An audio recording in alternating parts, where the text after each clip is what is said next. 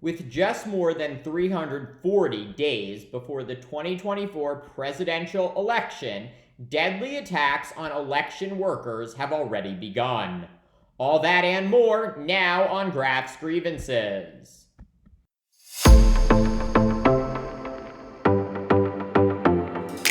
The FBI now investigating the mailing of anonymous powder-filled envelopes to election offices in 5 states.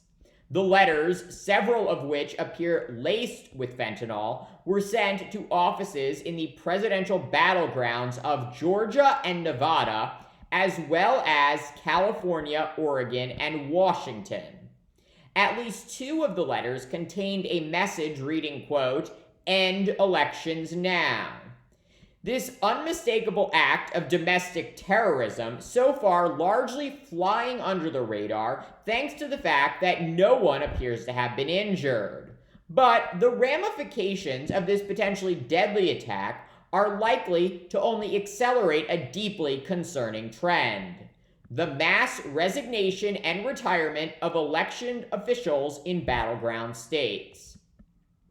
According to an annual survey from Reed College, turnover in election jobs more than doubled over the past year, with nearly 1/3 of election officials saying that they knew someone who had left an election post, at least in part because of fears over safety. Another recent report by Issue 1 finding that 40% of chief election administrators in 11 western states have retired or quit since 2020. For context, that represents more than 160 officials leaving their jobs. And while a certain amount of turnover is normal, many of those leaving, according to the New York Times, cite rising threats and partisan interference in their jobs as the reason for their departure. Resignations also sweeping through election offices in the swing states of Arizona, Pennsylvania, and Virginia, according to the Voting Rights Lab. And in the bellwether state of Wisconsin, Republicans voting to remove the state's nonpartisan head of elections, raising grave concerns about voter integrity. Every election in our great democracy requires literally hundreds of thousands of volunteers to staff polls, along with very modestly paid election officials. These many times elderly public servants, the vast majority of whom are women, must be able to do their jobs without fearing for their lives.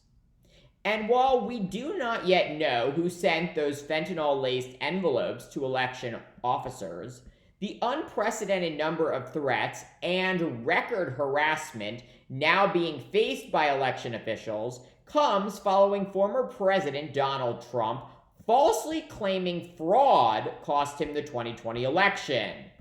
Trump incessantly pushing that debunked narrative for the past 3 years, including promising last month to, quote, "root out the communist, Marxist, fascists, and the radical left thugs that live like vermin within the confines of our country that lie and steal and cheat on elections."